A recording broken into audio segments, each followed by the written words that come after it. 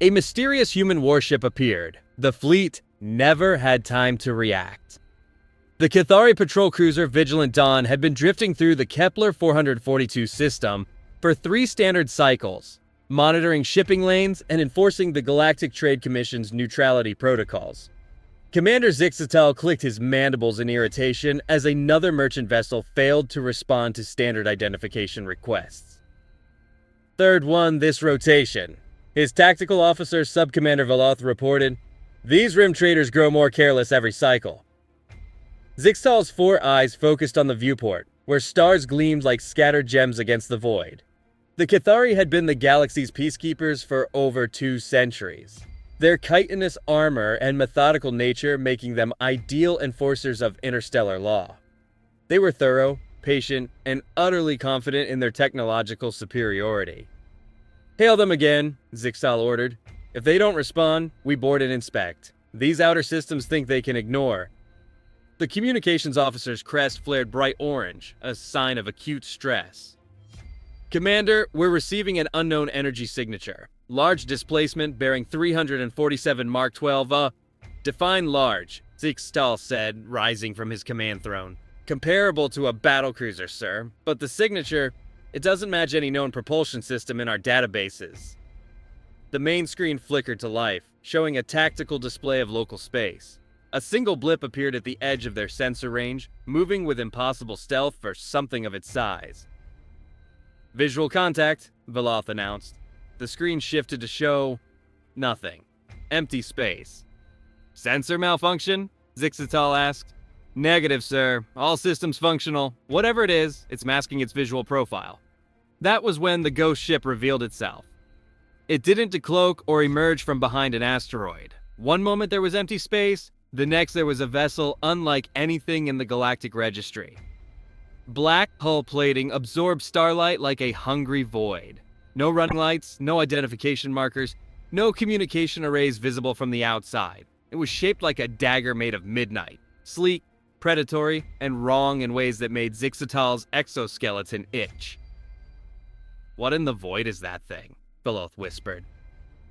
The ship was massive, nearly a kilometer long, but moved with the fluid grace of something alive.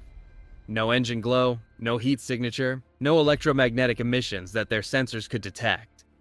It was as if the laws of physics bent around it, allowing it to exist without acknowledging the universe's rules. "Unknown vessel," Zixatal broadcast on all frequencies. "You have entered Cathari patrol space. Identify yourself immediately or be considered hostile." Silence. The black ship continued its approach, neither accelerating nor changing course. It simply was moving through space like a shark through dark water. "Sir," the communications officer's voice cracked, "I'm picking up faint transmissions from the vessel, but they're encrypted in a language our translators can't parse. The syntax is completely unknown." Zixatal felt his primary hearts begin to race. In 2 centuries of Cathari expansion, they had encountered 47 distinct alien species. Every language, every communication protocol, every cultural quirk had been cataloged and filed. There were no unknowns left in the galaxy. "Battle stations," he ordered. "Raise shields, power weapons. Signal the fleet, we may have a first contact situation." The Vigilant Dawn sister ships began converging on their position. The heavy cruisers Iron Mandate and Stellar Authority, along with 2 destroyer escorts. 5 ships of the line, carrying enough firepower to crack a moon. As they took formation, the black ship finally responded. Not with words, but with data. Every screen on every bridge across the Cathari fleet suddenly displayed the same image. A star chart showing the local galaxy, with hundreds of systems marked in red. But it wasn't current data, it was historical. The map showed the galaxy as it had been 300 years ago, before the Cathari expansion, before the Trade Commission, before the current galactic order. "How is this possible?" Veloth breathed. "This data is from the archives, classified historical records that only the High Command has access to." But that wasn't the unsettling part. The unsettling part was what the map revealed. System after system marked with a symbol none of them recognized. A simple circle bisected by a single line, and underneath each symbol, coordinates that led to dead worlds Planets stripped of resources, populations relocated or eliminated, entire civilizations erased from existence. "Commander," the communications officer said, voice barely a whisper, "the transmission is continuing. It's showing us what we did." The screen shifted, displaying archive footage that shouldn't exist. Cathari ships bombarding settlements, refugee convoys being escorted to labor camps, mining operations that consumed entire ecosystems. All of it bearing the official seal of the Galactic Trade Commission. All of it classified at the highest levels. "Someone has infiltrated our data networks," Zixatal said, but even he didn't believe it. The footage was too detailed, too personal. These weren't hacked files. They were memories. The black ship had stopped moving. It hung in space like a predator that had finished toying with its prey. "Sir," Veloth reported, voice tight with fear, "our weapon systems are offline. Not damaged, not malfunctioning. They're just not responding to commands." "What about engines?" "Also offline, everything except life support and basic sensors." Zixtal stared at the tactical display where his fleet, 5 of the most advanced warships in known space, showed as gray, powerless hulks. The black ship hadn't fired a shot, hadn't deployed any visible weapons. It had simply turned them off. "How?" he whispered. The answer came not through their communication system, but directly into their minds. Not as words, but as concepts, emotions. The weight of accumulated rage distilled into pure thought. "You took everything. You called it progress. You called it peace. You called it necessity. We remember what you called it. We remember what you took." The bridge crew clutched their heads as the mental transmission continued, carrying with it images of worlds that no longer existed. Not destroyed by war or natural disaster, but systematically dismantled by Cathari strip mining operations. Entire species relocated to more suitable habitats. Barren moons and asteroid colonies where they slowly died of despair. The Vegan Agricultural Collective, 17 billion farmers, relocated to make room for automated harvesting operations. The Crystal Singers of Altair 7, their harmonic cities provided perfect resonance chambers. They were deemed inefficient and replaced with sonic extraction equipment. The Deep Swimmers of Proxima B, their ocean world was drained for its rare minerals.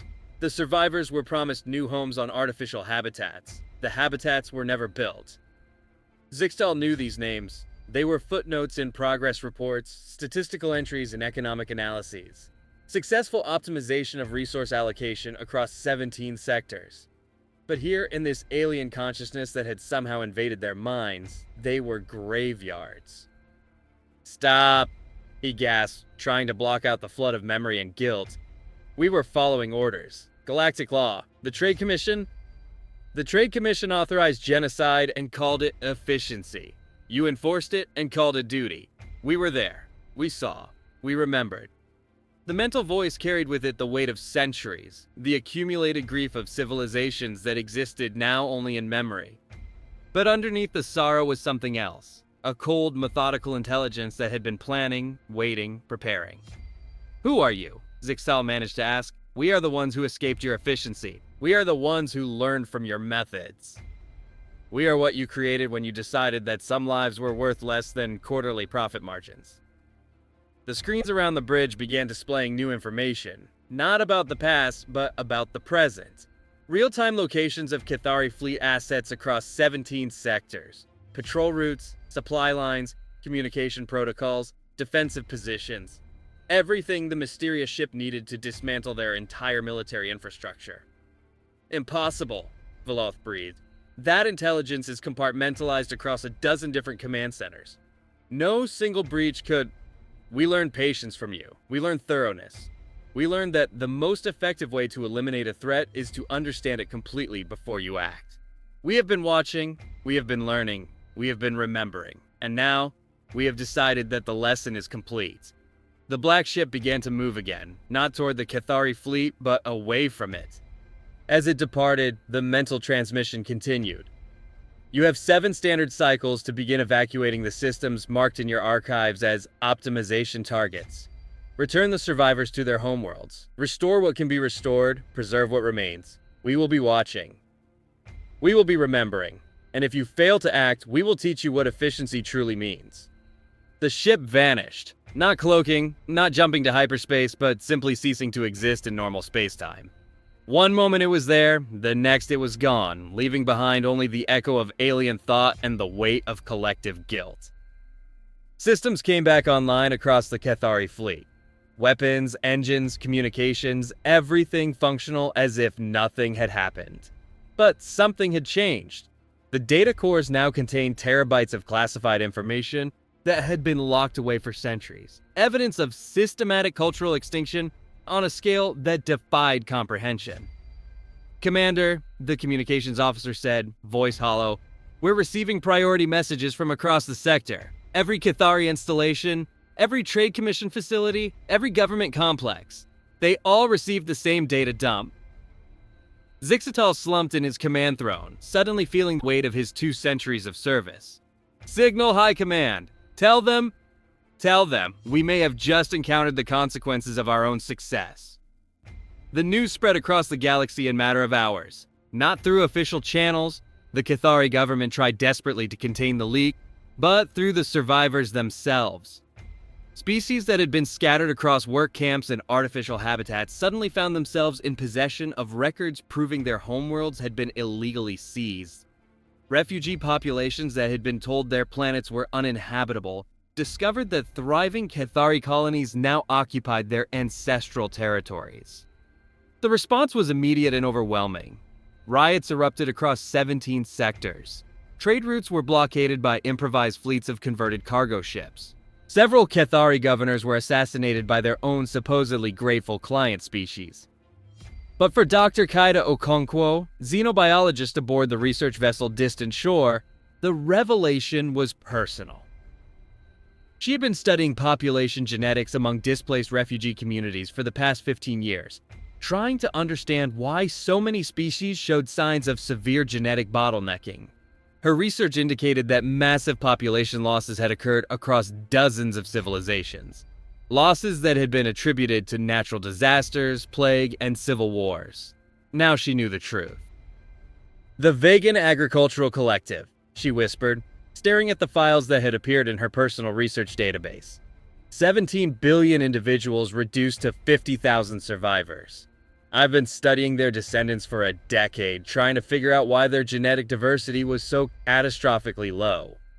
Her research partner, Dr. Yuki Tanaka, looked equally shaken. "The pattern analysis we've been working on, it matches perfectly with these systematic relocations.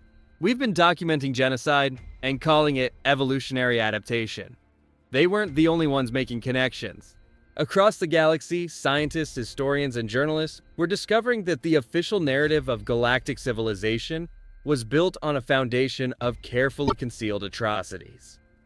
The Cathari hadn't just enforced trade law, they had been the architects of the largest ethnic cleansing campaign in galactic history. Dr. Okonkwo activated her long-range communicator, preparing to broadcast her findings to every research institution in known space. But before she could transmit, her console lit up with an incoming message on a frequency that shouldn't exist. The signal was weak, heavily encrypted, but when she managed to decode it, the message was simple. "Dr. Okonkwo, your research has been noted. Your integrity has been observed. If you wish to help us restore what was taken, transmit the following coordinates to those who still remember their true homes." The time for academic analysis has ended. The time for action has begun.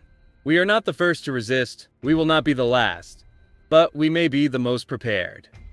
The coordinates that followed led to a system that didn't appear on any star chart, a region of space that navigation computers listed as gravitational anomaly, avoid passage. But as Dr. Okonkwo cross-referenced the location with historical data, she found references to something called the Kepler Deep, a sector where dozens of refugee ships had reportedly disappeared during the early years of Cathari expansion. The ships hadn't been lost, they had been found. Captain Zara Okafor had been born in the Kepler Deep, third-generation descendant of refugees from the Vegan Agricultural Collective. Her grandparents had been among the 50,000 survivors loaded onto transport ships and promised resettlement on suitable worlds for continued agricultural development. Instead, they had been dumped on a series of barren asteroids barely capable of supporting life. That should have been the end of their story. 17 billion farmers reduced to subsistence scavengers, slowly dying in artificial habitats that leaked air and recycled water poorly. The Cathari expected them to fade away quietly, becoming another statistical entry in the grand ledger of galactic optimization. They underestimated what desperate people could accomplish when they refused to die. The agricultural collective had been more than farmers. They had been engineers, scientists, biotechnicians, specialists in creating life where none should exist. Given nothing but raw asteroids and salvage equipment, they had done what they did best. They had grown something new. The Kepler Deep wasn't empty space. It was a garden built from necessity and watered with grief. Hidden within gravitational anomalies that confuse sensor readings, a network of connected habitats housed nearly 2 million souls, not just vegan survivors, but refugees from dozens of optimized civilizations. The crystal singers had grown new harmonic chambers from living coral. The deep swimmers had created vast aquaculture spheres that recycled water with perfect efficiency. The mountain builders of Rigel 5 had carved defensive positions into solid rock. And at the center of it all, growing like a cancer of revenge, was the ship that had just humiliated the Cathari fleet. Zara stood in the vessel's command center, watching tactical displays that showed the real-time position of every major military asset in Cathari space. The Remembrance, for that was what they called their weapon of war, had taken 40 years to build and another 20 to perfect. It wasn't just a ship. It was a collective consciousness, a fusion of technologies salvaged from the ruins of dozens of civilizations. The crystal singers had provided harmonic shielding that bent sensor waves around the hull. The deep swimmers had contributed bioneural interfaces that allowed organic minds to merge with quantum computing systems. The vegan biotechnicians had grown living hull plating that repaired itself and adapted to new threats. But the humans had provided something else entirely. "Status report," Zara said, her words echoing through a bridge that was part command center, part shrine, part confession booth. The walls were lined with memory cores, each one containing the final thoughts and experiences of a civilization that no longer existed. "All systems optimal," replied her tactical officer, Kofi Asante, whose parents had fled Earth during the early days of human expansion. "The Cathari fleet has returned to standard patrol formation. No indication they're preparing for retaliation." "They're not," said Dr. Yuki Sasaki, the Remembrance's chief strategic analyst. Unlike her colleagues studying refugee genetics, this Dr. Sasaki had spent her career learning how to predict and counter Cathari military doctrine. Their entire command structure is built around overwhelming technological superiority. They literally don't have protocols for dealing with an enemy that can neutralize their advantages without firing a shot. Zara nodded, studying the tactical displays. What about their response to the data release? "Chaos," Kofi reported with satisfaction.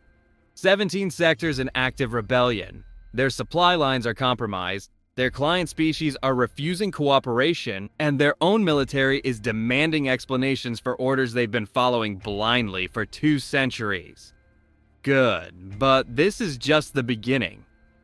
Zara turned to address the bridge crew, a mixture of human refugees and survivors from a dozen different species. "The Cathari Empire won't collapse from a single revelation.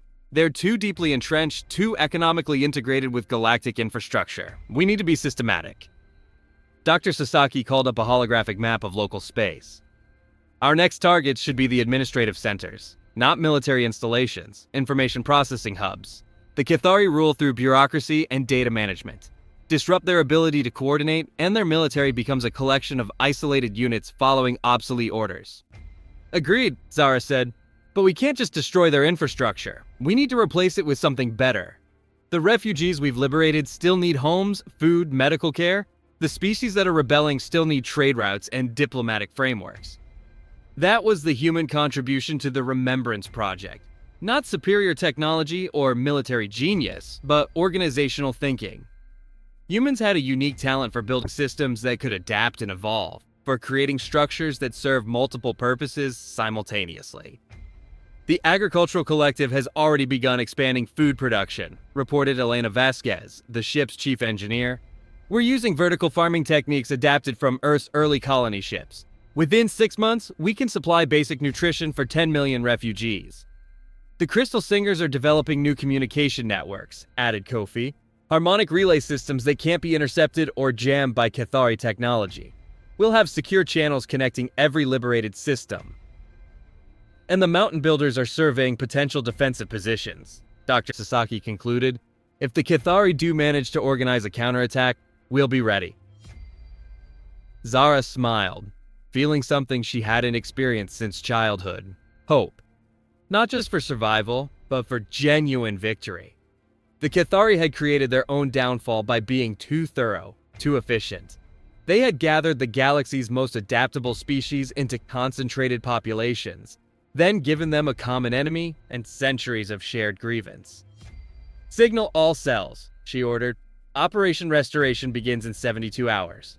Primary targets are the administrative centers in Sectors 7, 12, and 19. Secondary objectives are the logistics hubs supporting their military operations. Rules of engagement remain unchanged. Minimize casualties, maximize disruption, leave evidence of their crimes where survivors can find it. What about the Cathari civilians? Asked Dr. Sasaki. Intelligence suggests there are significant populations on the targeted worlds who had no direct involvement in the optimization campaigns. Zara considered this. It was the question that haunted every resistance movement. How to fight a system without becoming the system. The Cathari had justified their actions by claiming they were necessary for galactic stability. That individual suffering was acceptable if it served the greater good. We stick to the plan, she said finally. Document everything, give them time to evacuate, and make sure they understand why it's happening. We're not here to exterminate the Cathari. We're here to make them face the consequences of their choices. And if they refuse to acknowledge those consequences, Zara's expression hardened. Then we remind them why efficiency should never be valued more than compassion. The first wave of attacks began at 0300 Galactic Standard Time, coordinated across 17 sectors simultaneously. Not bombardments or invasions, but something far more insidious. Complete system failures in the Cathari bureaucracy. Administrative databases crashed and purged their contents, replacing classified files with testimonials from survivors. Financial networks seized up as their algorithms were rewritten to calculate the true cost of optimization in lives rather than credits. Communication arrays began broadcasting refugee music, poetry, and historical records instead of official propaganda. On Cathara Prime, the Empire's capital world, Grand Administrator Thexan watched his civilization's nervous system collapse from the inside. "How is this possible?" he demanded, his mandibles clicking frantically as reports flooded in from across the Empire. "Our security protocols are absolute. Our data systems are isolated from external networks." "Sir," his chief technical advisor replied, voice hollow with defeat, "the attacks aren't coming from external networks. They're coming from within our own systems.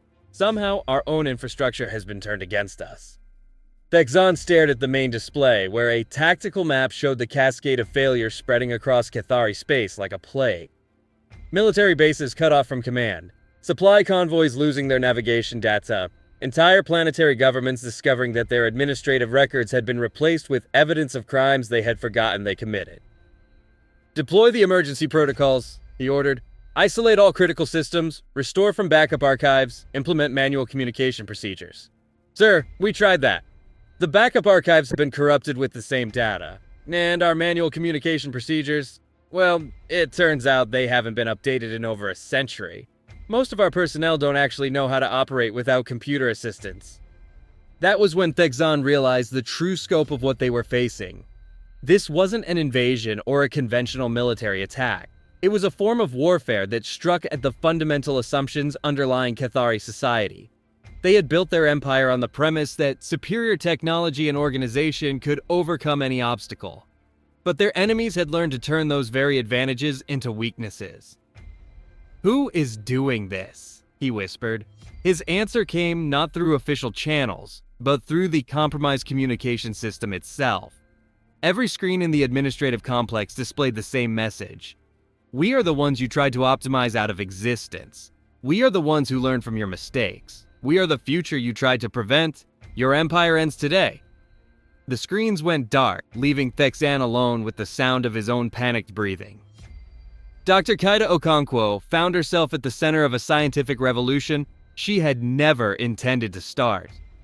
Her research on refugee genetics had become the foundation for a galactic reckoning, as species across known space used her data to reclaim their stolen heritage. She stood in the observation deck of the distant shore, watching as the Vegan homeworld came into view for the first time in 3 centuries. The planet was still green, still fertile, still capable of supporting the agricultural civilization that had been born there. But it was also empty, turned into an automated farming complex that produced food for Cathari colonies while its original inhabitants died on barren asteroids. "The first transport ships will arrive in 6 hours," reported her colleague Dr. Tanaka. 50,000 survivors, ready to begin the restoration. "Will they be able to adapt?" Kaida asked. 3 centuries of separation from their homeworld. The population has been through genetic bottlenecks, cultural disruption, technological regression. "They've also been through something else," Tanaka replied. "They've been through survival. They've learned to grow food in environments that should be sterile. They've learned to maintain hope when hope was irrational. They've learned to remember their identity when everyone else wanted them to forget it." Kaida nodded, understanding now why the resistance had been so successful. The Cathari had assumed that displaced populations would gradually lose their connections to their original cultures, becoming generic labor units that could be moved around the galaxy as economic needs dictated. Instead, exile had crystallized those cultural identities, turning them into something harder and more resilient than they had ever been before. "Signal from the Remembrance," announced the ship's communications officer. "Captain Okafor requests permission to establish orbital defense platforms around the restored worlds." "Granted," Kaida replied without hesitation. 3 months ago, she would have questioned the need for military protection around research sites. Now she understood that knowledge and culture were weapons worth fighting for. The Remembrance itself had become legendary across the galaxy, not just as a warship, but as a symbol of what supposedly extinct civilizations could accomplish when they refused to accept their fate. Intelligence reports suggested it was just one ship among many, that the Kepler Deep harbored an entire fleet of vessels built from salvaged dreams and fueled by systematic rage. But Kaida suspected the truth was more complex than that. The Remembrance wasn't just a ship, it was an idea made manifest. It represented the possibility that victims could become victors, that the powerless could reclaim power, that death was not always final for those who refused to be forgotten. "Dr. Okonkwo," her console chimed with an incoming message. "You have a priority communication from the surface. Put it through." The screen displayed an elderly vegan farmer, his green-tinted skin weathered by decades of life in artificial environments. Behind him, Kaida could see hundreds of others, survivors stepping onto soil that their grandparents had been forced to abandon. "Doctor," the farmer said, his voice cracking with emotion, "we wanted to thank you, not just for your research, but for remembering us when everyone else had forgotten." "You never needed me to remember you," Kaida replied. "You remembered yourselves. I just helped others hear your story." "Perhaps. But without your work, we would still be dying slowly on those asteroid stations, watching our children forget what it meant to be vegan. Now." He gestured to the fertile landscape behind him. "Now they will grow up knowing where they came from." After the transmission ended, Kaida stood quietly in the observation deck, watching as the first agricultural teams began surveying their reclaimed homeland. She thought about the academic career she had built studying population genetics, and how it had transformed into something she had never expected, a tool for resurrection. Her research console chimed again, another incoming message, this time on the encrypted frequency that had been used to contact her months earlier. "Dr. Okonkwo, the restoration proceeds successfully, but we have identified a new priority target that requires your expertise. The Cathari maintain a central archive on their capital world. It contains genetic samples, cultural artifacts, and historical records from every species they have optimized. Most of this material has never been cataloged or studied. It represents the lost heritage of civilizations that exist now only in memory. We need someone who understands the scientific value of this material. Someone who can ensure it is preserved rather than destroyed. Someone who has dedicated their career to honoring the dead by serving the living. Will you help us steal back the past? Kaida stared at the message for a long moment, considering the implications. An infiltration mission to Kethera Prime would be incredibly dangerous. The capital world was the most heavily defended system in the Empire, protected by automated defense grids that could destroy entire fleets. But it also contained the collective memory of dozens of extinct civilizations, genetic codes that could resurrect lost species, cultural records that could restore forgotten traditions, historical documents that could provide closure for survivors who had never known what happened to their homeworlds. She activated her communication system and began composing a reply. I understand the risks. I accept the mission. When do we begin? The infiltration of Kethera Prime required a different approach than the previous operations. The capital world's defenses were too sophisticated for direct assault. Its information systems too compartmentalized for remote hacking. This mission would require something the Resistance had not attempted before: deception. Captain Zara Okafor stood in the Remembrance's Strategic Planning Center, surrounded by holographic displays showing the layout of the Kethari capital. The central archive was located in the heart of the city, protected by multiple layers of security and surrounded by administrative complexes housing the Empire's leadership. The archive has minimal organic security, reported Dr. Sasaki. They rely almost entirely on automated systems and AI monitoring. But those systems are sophisticated. Biometric scanners, neural pattern recognition, pheromone analysis. We can't just disguise someone as a Kethari. We don't need to, replied Kofi Asante, studying personnel records they had extracted from compromised databases. The archive employs specialists from 17 different species. Research assistants, cultural consultants, technical staff. All of them cleared for access to classified materials. Zara nodded, seeing the opportunity. Dr. Okonkwo's expertise in refugee genetics gives her legitimate credentials. If we can fabricate the right documentation, she could pose as a consulting researcher hired to analyze genetic samples. The documentation is the easy part, said Elena Vasquez. I can generate academic credentials that will pass any verification check, but getting her onto the planet itself, that's where our human nature becomes an advantage, Zara said. The Kethari don't really understand human psychology. They see us as another refugee species, useful for manual labor, but not particularly intelligent or resourceful. They won't expect one of us to attempt something this audacious. Dr. Okonkwo herself had arrived aboard the Remembrance 3 days earlier, transported from the Vegan homeworld by a fast courier ship. She stood now at the edge of the planning circle, studying the archive schematics with the focused attention of someone who had spent her career analyzing complex data sets. The genetic storage facility contains samples from 847 different species, she said. Some of them are extinct, but others have surviving populations that could benefit from genetic diversity restoration. If I can access the main storage arrays... How long would you need, Zara asked. To catalog everything? Years. But to identify the most critical samples and copy their genetic sequences? Maybe 6 hours. Too long. Security sweeps occur every 4 hours. We need to assume your presence will be detected if you stay longer than that. Dr. Okonkwo considered this. Then, I prioritize based on my existing research. I know which refugee populations show the most severe genetic bottlenecking. Those are the species that need genetic diversity restoration most urgently. What about the cultural artifacts and historical records? Asked Dr. Sasaki. Those will have to be secondary objectives. The genetic material is irreplaceable. If it's destroyed, those species can never be restored to their original diversity.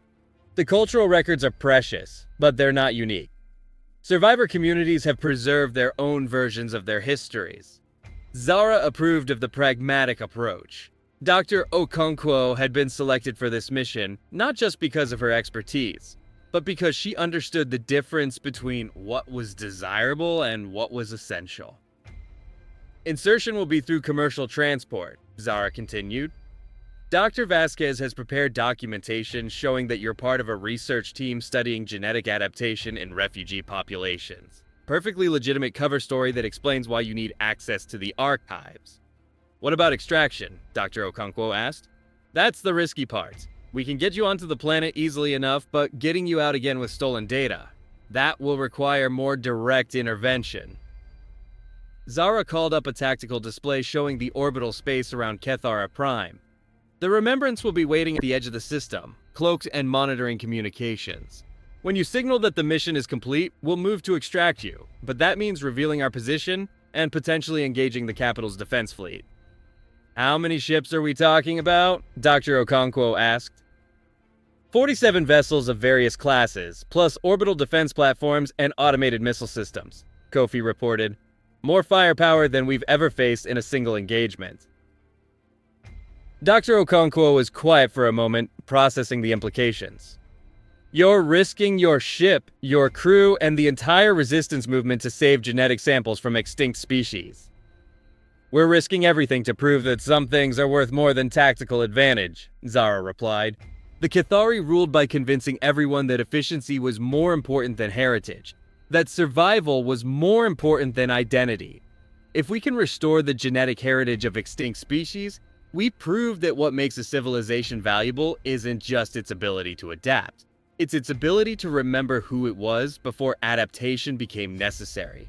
Dr. Okonkwo smiled, understanding now why the resistance had been so successful. They weren't just fighting for freedom. They were fighting for the right to be inefficient, illogical, sentimental. They were fighting for the right to value things that couldn't be quantified in economic terms. When do I leave? She asked. The commercial transport Steady Progress was exactly the kind of vessel that the Cathari immigration authorities barely noticed. A mid-range passenger carrier that served the academic and professional communities traveling between research facilities. Dr. Okonkwo sat in a standard passenger cabin, reviewing her fabricated credentials and trying to look like a researcher traveling to an important but routine consultation. The documents Elena Vasquez had prepared were masterful in their mundane detail. Dr. Kaida Okonkwo, xenobiologist specializing in refugee population genetics, hired by the Cathari Institute for Biological Sciences to provide expertise on genetic drift analysis. Her academic record showed a career focused on adaptation studies, research that would be valuable to administrators trying to understand why some refugee populations thrived while others struggled. As the transport approached Kethara Prime, Kaida stared through the viewport at the Empire's capital world. It was beautiful in the way that absolute power could be beautiful. Gleaming cities that stretched across entire continents. Orbital structures that caught and reflected starlight like artificial suns. Shipping traffic that moved with the precision of a vast machine. But she also saw what others might miss. The uniformity, the sterile efficiency, the complete absence of anything that served no practical purpose. Cathari architecture was functional rather than artistic.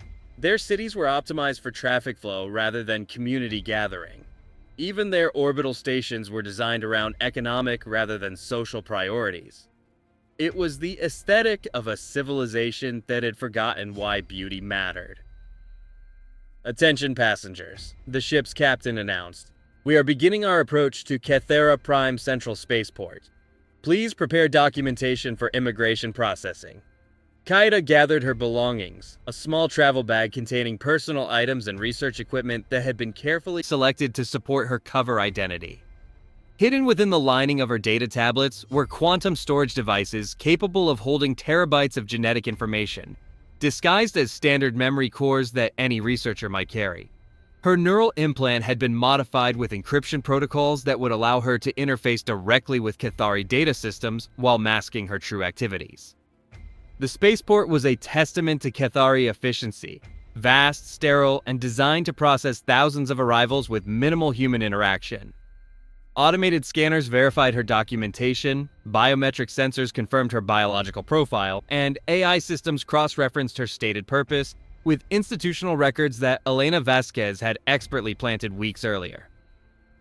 Dr. Okonkwo, a synthesized voice announced as she cleared immigration. Transport to the Central Archive has been arranged. Your consultation appointment is confirmed for 0800 tomorrow. Temporary quarters have been assigned in Research District 7. Perfect. The Cathari system of automated hospitality would work in her favor. No organic personnel to develop suspicions, no casual conversations that might reveal inconsistencies in our cover story. She could move through their bureaucracy like a ghost, invisible in plain sight. The transport to her quarters gave her the first real look at Cathari urban planning. The cities were marvels of engineering. Multi-level traffic systems that never experienced congestion, residential areas that optimized living space with mathematical precision, commercial districts that calculated consumer needs and adjusted supply accordingly. Every aspect of daily life had been refined to eliminate waste, delay, or inefficiency. But as the transport glided through the pristine streets, Kaida noticed something else. There were no gathering places. No parks where citizens might congregate without purpose, no plazas where communities might form organically, no spaces that existed purely for social interaction. The Cathari had optimized their society so thoroughly that they had eliminated the inefficient, illogical, beautiful chaos that made life worth living. Her quarters were located in a tower dedicated to visiting researchers, comfortable, well-equipped, and completely monitored. She settled in for the evening, reviewing the archive schematics one final time while her modified neural implant ran passive scans of the local data networks. The security protocols were sophisticated but predictable. The Cathari approached information security the same way they approached everything else, with methodical thoroughness that followed established patterns. At 0800 the next morning, she presented herself at the Central Archive, a massive crystalline structure that rose from the heart of the administrative district like a geometric mountain. The building itself was a work of art, if the Cathari understood art, with faceted surfaces that refracted light in ways that created constantly shifting patterns across its exterior. Dr. Okonkwo greeted the archive's AI administrator, speaking through concealed speakers throughout the entrance lobby. Welcome to the Central Archive of Biological and Cultural Heritage. Your consultation request has been processed and approved. Please proceed to Laboratory Suite 17 for your genetic analysis session. The interior of the archive was even more impressive than its exterior.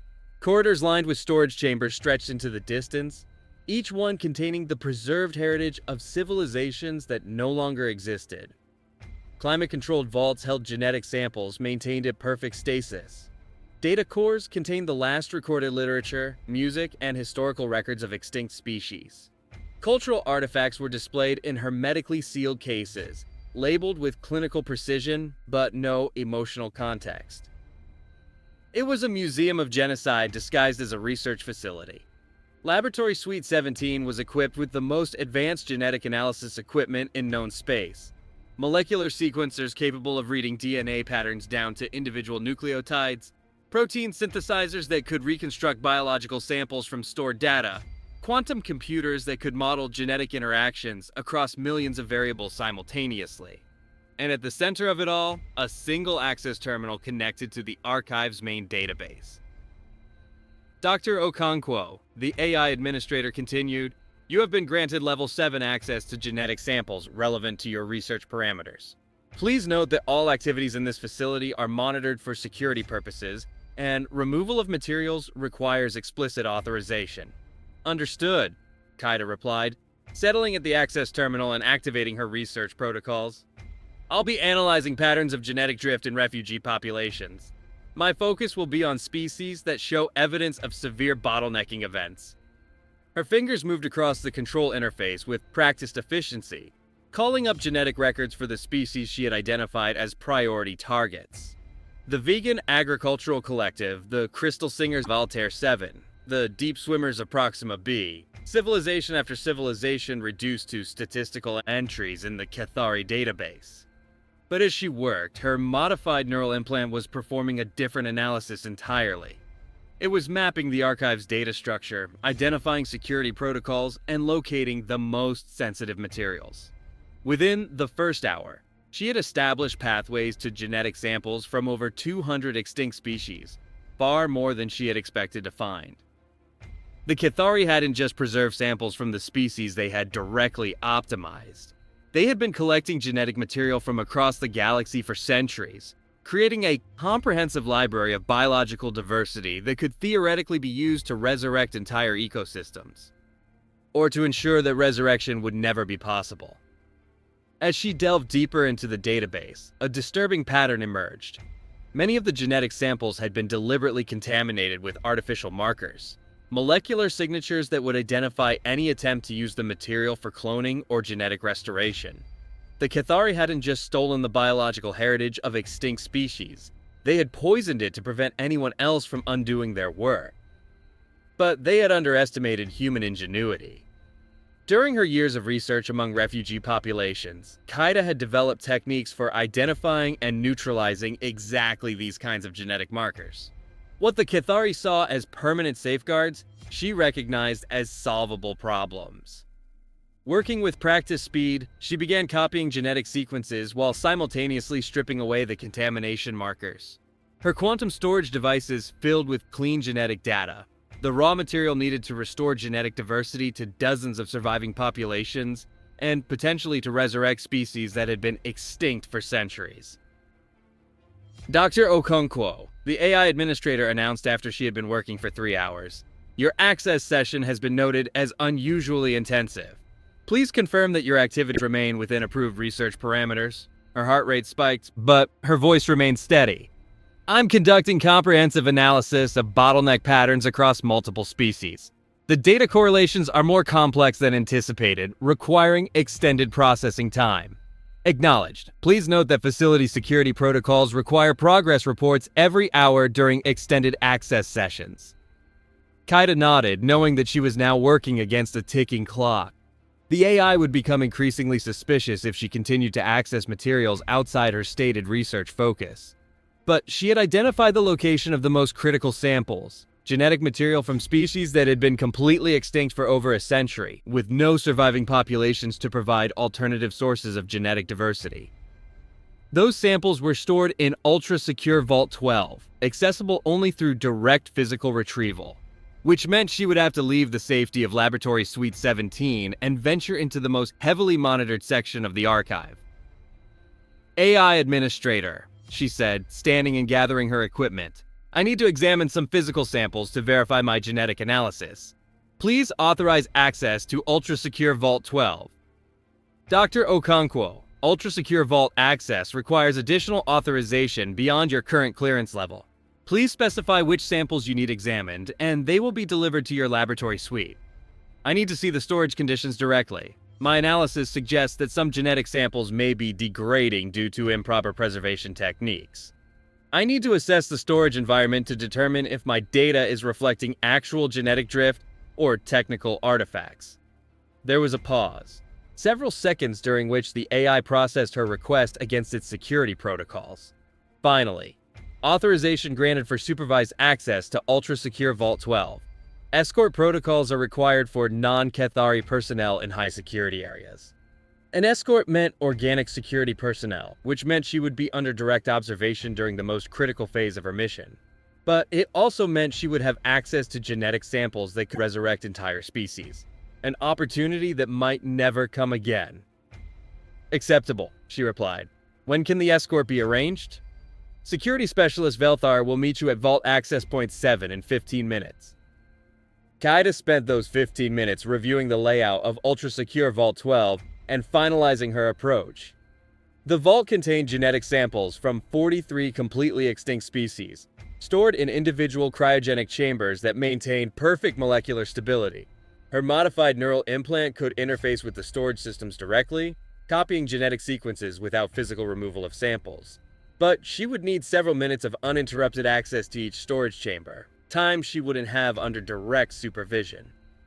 Security Specialist Velthar turned out to be a middle-aged Cathari with the methodical demeanor of someone who had spent decades following protocols without question. His 4 eyes tracked her movements with professional attention, but he showed no particular suspicion of her stated mission. "Dr. Okonkwo," he said as they approached the vault entrance, "I understand you're investigating potential preservation issues with our genetic storage systems. This is unusual. Our maintenance records show no indication of environmental problems. Sometimes genetic degradation occurs at the molecular level without triggering standard environmental alerts," Qaeda explained. "I'm looking for very subtle patterns that might indicate preservation problems before they become critical." The vault entrance required biometric confirmation from both Qaeda and Velthar, followed by a retinal scan and pheromone analysis that verified their identities and stress levels. The security systems were designed to detect infiltrators, but they weren't calibrated to identify someone whose mission was data theft rather than physical theft. Inside the vault, rows of cryogenic chambers stretched into the distance, each one containing genetic samples from a different extinct species. The environmental controls maintained perfect temperature and humidity, while quantum field generators protected the samples from molecular decay. It was the most sophisticated preservation facility Kaida had ever seen, and the most heartbreaking. Each chamber was labeled with clinical precision: species designation, origin world, genetic diversity index, date of collection, optimization status. But what struck her most powerfully was what the labels didn't contain. No mention of the billions of individuals those genetic samples represented. No acknowledgement of the civilizations that had been erased to obtain them. No recognition that these storage chambers were actually tombstones. "I'll need to examine the environmental readings for each storage system," she told Velthar, approaching the first chamber in the row. "This may take some time." As she connected her equipment to the chamber's monitoring systems, her neural implant began its covert analysis. The genetic sequences stored within were intact, DNA patterns for a species of crystalline organisms that had once covered entire continents on their homeworld, creating living cities that sang with harmonic frequencies. The Cathari had harvested their crystals for communication technology, treating the organisms as minerals rather than recognizing them as a sentient species. But the genetic material was complete. With proper techniques, those crystalline cities could sing again. She moved systematically through the vault, chamber by chamber, while Velthar observed her activities with professional attention. Her equipment appeared to be conducting routine environmental analysis, but her neural implant was copying terabytes of genetic data, the complete biological heritage of extinct civilizations. "Interesting readings on this one," she commented as she reached the storage chamber containing samples from the deep swimmers of Proxima b. "The molecular preservation seems optimal, but I'm detecting unusual protein folding patterns." Velthar approached to examine her readings, leaning close to study the display screen. It was the opportunity Kaida had been waiting for. While his attention was focused on the fabricated data, her neural implant accelerated its copying process, downloading genetic sequences at maximum bandwidth. The deep swimmers had been aquatic philosophers, spending their lives in contemplation while drifting through the vast oceans of their homeworld. Their genetic patterns contained adaptations for underwater living that could be invaluable for terraforming ocean worlds. But more importantly, they contained the biological foundation for recreating a species that had developed unique insights into consciousness and existence. "These protein structures do appear anomalous," Velthar agreed, studying her falsified readings. "Should we report this to the maintenance supervisors?" "Not yet," Kaida replied, moving to the next chamber. "I want to examine several more samples to see if this is an isolated issue or a systematic problem." By the time she had completed her environmental analysis of all 43 storage chambers, her quantum storage devices contained genetic blueprints for resurrecting entire ecosystems. Species that had been extinct for centuries could potentially be brought back to life, not as museum curiosities, but as living populations capable of rebuilding their civilizations. "Thank you for your assistance," she told Velthar as they prepared to leave the vault. "I'll need to analyze this data thoroughly before making any recommendations about preservation protocols." "Of course, Dr. Okonkwo. Will you be returning to the archive tomorrow?" "No, I have everything I need for my analysis. I'll be departing Kethara Prime this evening." That was true, but not in the way Velthar assumed. Kaida had already transmitted a coded signal to the Remembrance, indicating that the primary mission was complete and extraction was required. Within hours, Captain Okafor would bring her ship out of stealth and begin the most dangerous rescue operation in the Resistance's history. As she returned to her quarters to prepare for departure, Kaida reflected on what she had accomplished. The genetic data she carried could restore dozens of extinct species and provide genetic diversity for hundreds of surviving populations. But more than that, she had proven that the Cathari Empire's control over galactic civilization was not absolute. Their archives could be infiltrated, their security systems could be defeated, their monopoly on the biological heritage of extinct species could be broken. Her communication implant chimed with an encrypted message from the Remembrance. "Extraction in progress. Prepare for emergency departure. Operation has been compromised. Kaida's blood went cold. Somehow her activities had been detected. Either the AI administrator had identified anomalies in her access patterns, or Velthar had reported suspicious aspects of her behavior, or the Cathari security systems had capabilities she hadn't accounted for. It didn't matter how they knew. What mattered was that she had minutes, maybe less, before security forces arrived to detain her. She grabbed her equipment and headed for the emergency exit protocols Elena Vasquez had programmed into her neural implant. The Resistance had planned for this contingency: extraction routes that avoided main transportation systems, safe houses that could provide temporary concealment, communication channels that could coordinate with the Remembrance under combat conditions. But as she reached the window of her quarters, preparing to activate an emergency beacon that would signal her exact location, alarms began wailing throughout the research complex. "Attention all personnel," announced the facility's AI administrator. "Security protocols are now in effect. All areas are sealed until further notice. Any personnel attempting to leave designated areas will be detained for questioning." Through her window, Kaida could see security vehicles converging on the research tower. Cathari military personnel were establishing perimeters around every exit. Whatever had exposed her mission, the response was swift and overwhelming. Her only hope now was that Captain Okafor and the Remembrance were already moving to extract her, because she was trapped in the heart of the Cathari Empire with genetic data that could resurrect civilizations, and enemy forces that would kill to prevent that resurrection from ever happening.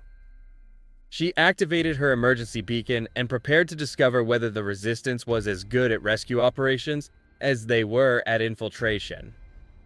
20,000 kilometers above Cathera Prime, the Remembrance dropped its stealth protocols and became visible to sensors across the capital system.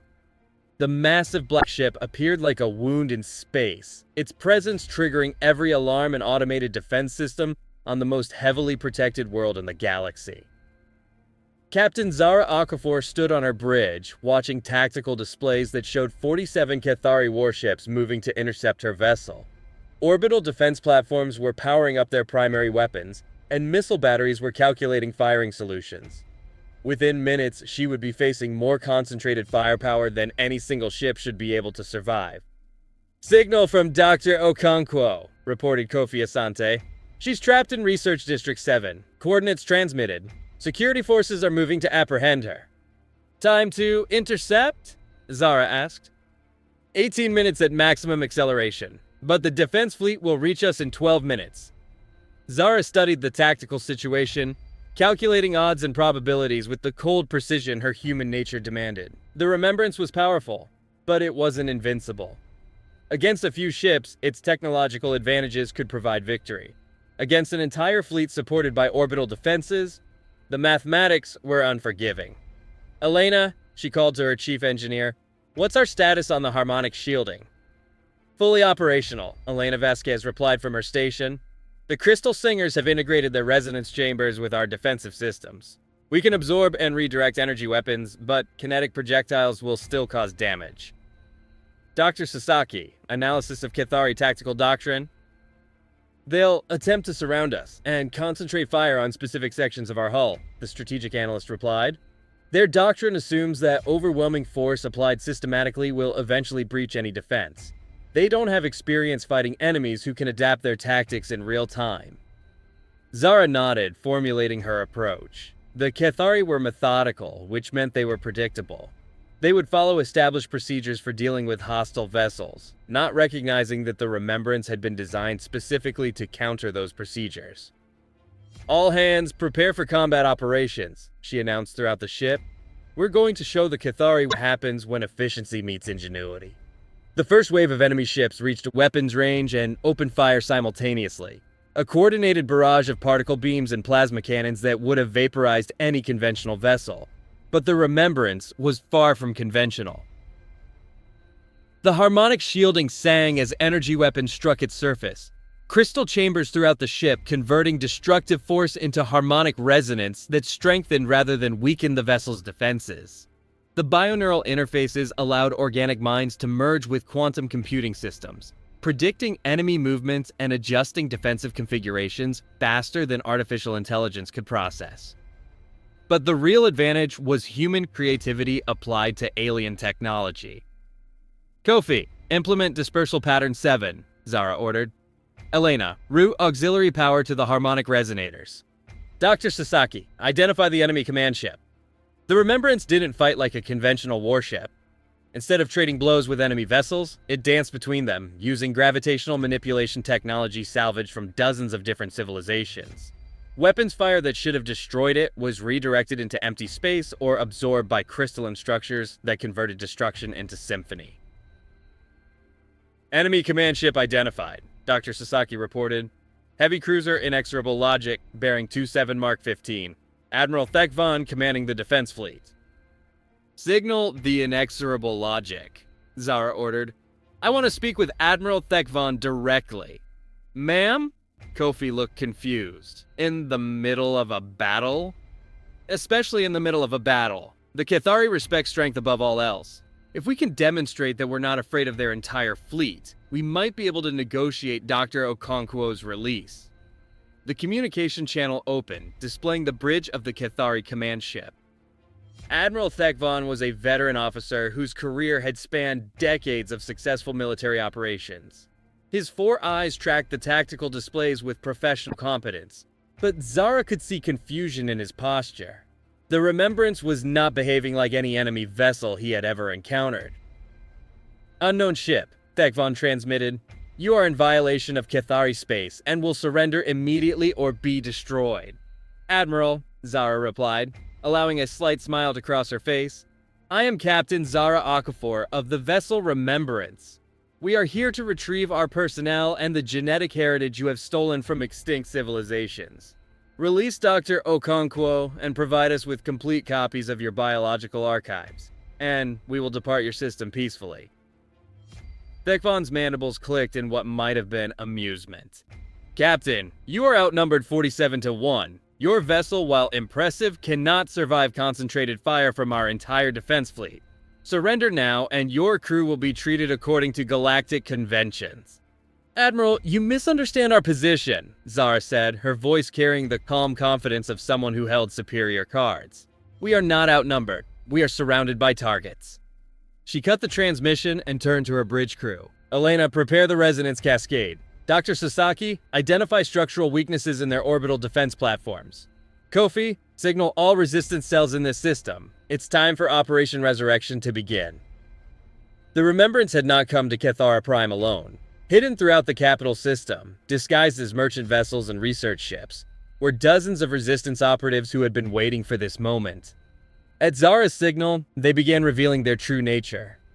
Cargo ships opened their holds to deploy swarms of fighter craft built from salvaged alien technology. Research vessels activated cloaking systems and began targeting critical infrastructure. Mining platforms revealed themselves to be mobile weapons platforms carrying enough firepower to threaten capital ships. Within minutes, the tactical situation around Cathara Prime had transformed from a simple interception to a full-scale battle involving hundreds of vessels. The Cathari defense fleet found itself fighting not just the Remembrance, but an entire network of ships that had been hiding in plain sight throughout their most secure system.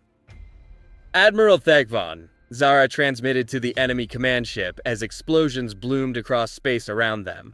I believe I mentioned that we were surrounded by targets. Your move. But even as the space battle raged above the capital world, Zara knew that the real objective remained unchanged.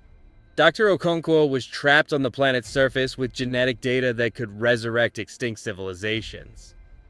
The military engagement was spectacular, but it was ultimately a distraction. Success or failure would be determined by whether they could extract their operative before Cathari security forces captured her. Signal from the surface, Kofi reported. Dr. Okonkwo has reached the emergency extraction point, but she's surrounded by security forces. She needs immediate support. Zara studied the tactical display, calculating the risk of deploying ground forces on the most heavily defended world in the galaxy. It would mean dividing her attention between the space battle and a surface operation, reducing her effectiveness in both arenas. But that was what humans did best. They accepted impossible odds and found ways to make them work anyway. Launch the drop pods, she ordered. Full assault team to the surface. It's time to show the Cathari that efficiency is no match for desperation. Dr. Kaida Okonkwo crouched behind the debris of what had once been a civilian transport, watching Cathari security forces establish a perimeter around the emergency extraction point. Her modified neural implant was running continuous scans of the tactical situation, identifying patrol patterns and calculating escape routes with the cold precision of someone who had accepted that survival was now a mathematical problem. The genetic data she carried represented the biological heritage of 43 extinct species, information that could potentially resurrect entire civilizations. But that data would be meaningless if she couldn't survive the next few minutes. Dr. Okonkwo, her communication implant crackled with an encrypted transmission.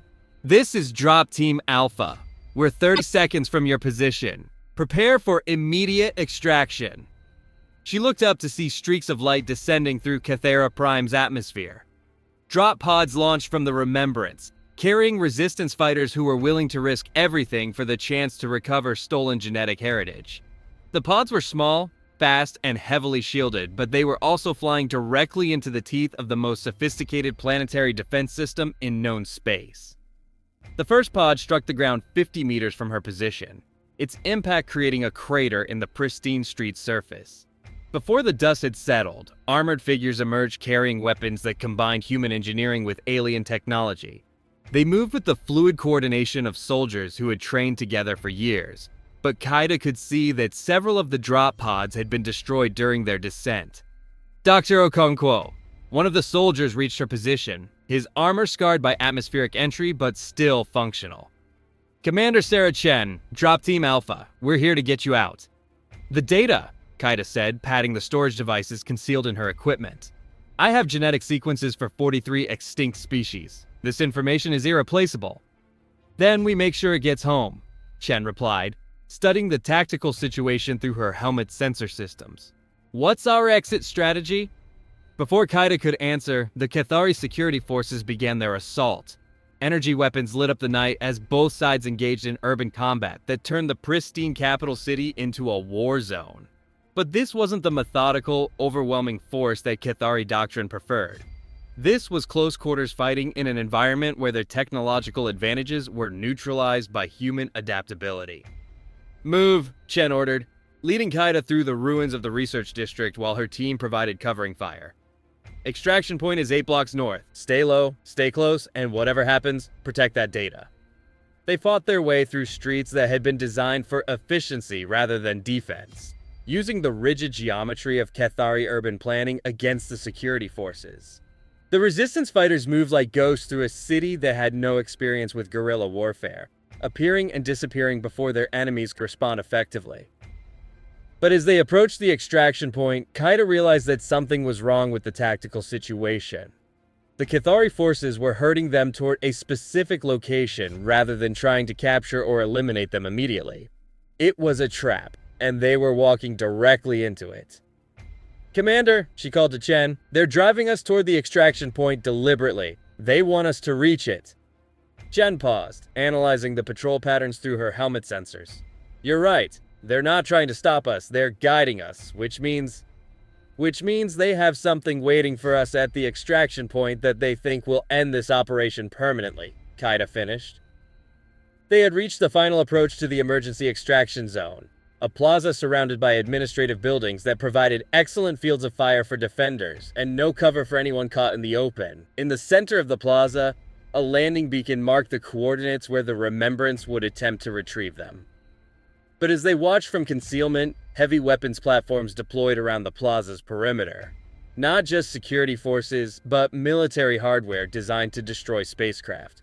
Whatever extraction vehicle the Remembrance sent would be flying directly into a kill zone. Options? Chen asked. Kaida studied the situation with the analytical mindset that had made her a successful researcher. The Cathari had created a tactical scenario where any attempt at extraction would result in the destruction of the rescue vehicle and the capture of the genetic data. They were betting that the Resistance valued individual lives more than strategic objectives, a reasonable assumption based on human psychology.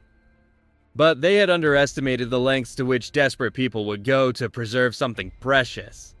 "We don't go to the extraction point," Kaida said. "We bring the extraction point to us." "Explain." Kaida activated her communication implant, broadcasting on the emergency frequency that connected her directly to the Remembrance. "Captain Okafor, the extraction zone is compromised. Heavy weapons, kill zone, no chance of successful retrieval." "Understood," Zara's voice replied through the static of atmospheric interference. "Alternative suggestions?" "I need you to trust me," Kaida said, "and I need you to be ready to catch something very small and very fast." Before Chen could stop her, Kaida sprinted from their concealment position toward the nearest Cathari security checkpoint. Not toward the extraction point, but toward the enemy forces themselves. Her sudden appearance triggered alarms and weapons fire, but she wasn't trying to fight. She was trying to be captured. "Dr. Okonkwo," Chen's voice crackled through her communicator. "What are you doing?" "Something inefficient," Kaida replied as Cathari security forces surrounded her. "Something illogical. Something human." As the enemy soldiers closed in, she activated the final protocol Elena Vasquez had installed in her neural implant. Not a communication system or a data storage device, but a miniaturized quantum transmitter capable of beaming information directly to the Remembrance, regardless of atmospheric interference or electronic countermeasures. The genetic data she had stolen from the archives began uploading at light speed, transmitted not through conventional communication channels, but through quantum entanglement links that existed outside normal spacetime.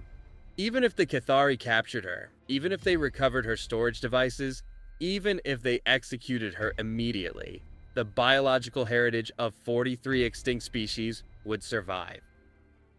"Unknown human," the lead security officer demanded, "you will surrender your equipment and submit to detention."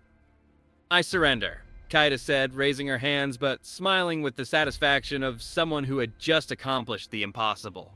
"But I'm afraid you're too late to stop what I came here to do."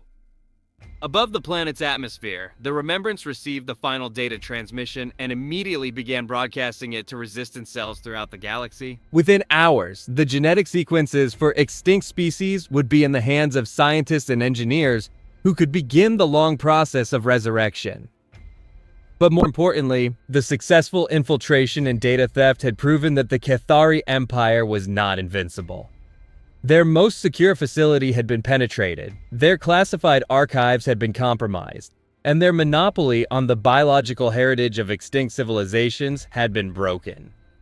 The age of Cathari dominance was ending. The age of restoration had begun. And it had started with a single human scientist who understood that some things were worth more than personal survival. The vegan homeworld bloomed with life that had been extinct for 3 centuries. In vast agricultural complexes that stretched across entire continents, crops grew that had been developed through thousands of years of evolutionary optimization. Optimization by farmers rather than strip mining operations, optimization that enhanced life rather than extracting it. Dr. Kaida Okonkwo stood in one of those fields, watching as children ran between rows of grain that their great-grandparents had cultivated before the forced relocations began. She had spent 2 years in Cathari detention before the Resistance had negotiated her release, but the genetic data she had transmitted had transformed the galaxy during her imprisonment. 43 species were no longer extinct. Genetic diversity had been restored to hundreds of refugee populations. Worlds that had been stripped of their native ecosystems were being restored to their original biological complexity. The great crime of galactic optimization was being systematically undone. "Dr. Okonkwo," a voice called behind her. She turned to see Captain Zara Okafor approaching through the agricultural fields, no longer wearing the uniform of a resistance fighter, but the simpler clothing of someone who had found peace after war. "Captain," Kaida replied, embracing her former rescuer. "How are the restoration projects proceeding?" "Better than we had hoped," Zara said. "The Crystal Singers have rebuilt their harmonic cities on Altair 7. The deep swimmers have returned to the oceans of Proxima B. Even species that were extinct for centuries are adapting successfully to their restored homeworlds." "And the Cathari?" Zara's expression grew thoughtful. "They're learning. Some of them anyway.